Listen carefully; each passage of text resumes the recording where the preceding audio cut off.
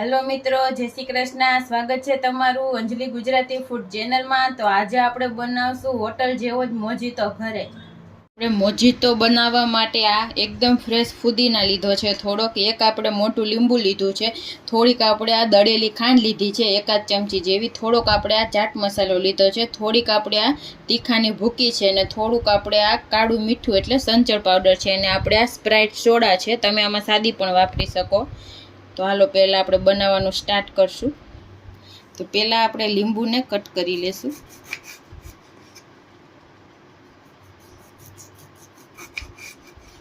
તો આપણે આ રીતે સ્લાઈસ કરી લઈશું.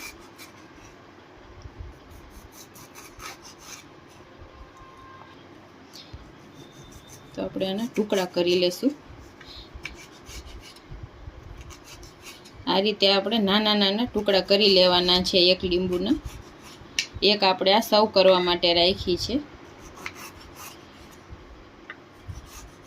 આપણે બધા લીંબુના જો આ રીતે ટુકડા કરી લીધા છે અને હવે આપણે આમાં સર્વ કરવાનો છે. તો જો આપણે આ રીતનો કોઈ પણ કાચનો ગ્લાસ લઈ લેવાનો છે. તો પહેલાં આપણે એમાં લીંબુના ટુકડા એડ કરી દઈશું. પછી આપણે એમાં ફુદીનાના પાન છે એકદમ ફ્રેશ છે એ જ આપણે એમાં એડ કરવાના છે.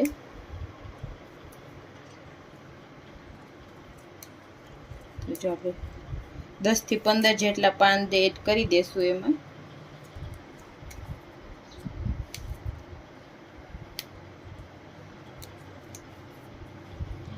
હવે આપણે એમાં ચપટી તીખાની ભૂકી એડ કરશું. 2 નાની ચમચી જેટલી આપણે આ દળેલી ખાંડ એડ કરશું. ચપટી આપણે સંચળ પાવડર એડ કરશું અને ચપટી ચાટ મસાલો એડ કરશું. થોડોક આપણે લીંબુનો રસ નાખશું.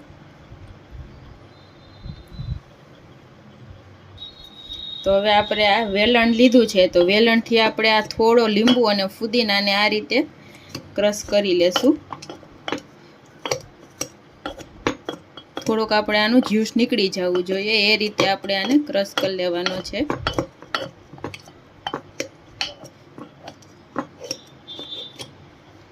તો જો આપણે ફુદીનાને અને લીંબુને એકદમ સરસ ક્રશ કરી લીધું છે. તો જો વેલણથી પણ એકદમ સરસ રીતે થઈ જાય છે. તો હવે આપણે એમાં સોડા એડ કરવાની છે.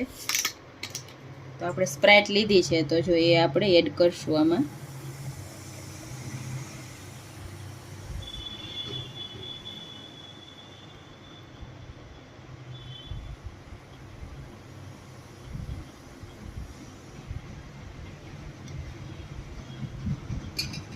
તો આપણે એમાં લીંબુની સ્લાઈસ પણ એડ કરી દઈશું અને આને મિક્સ કરી લેશું એકદમ સરસ રીતે.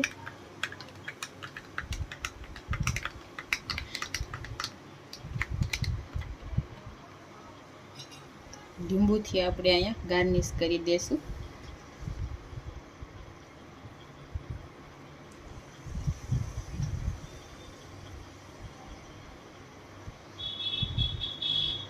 થોડો આપણે ફુદીનાથી ગાર્નિશ કરશું.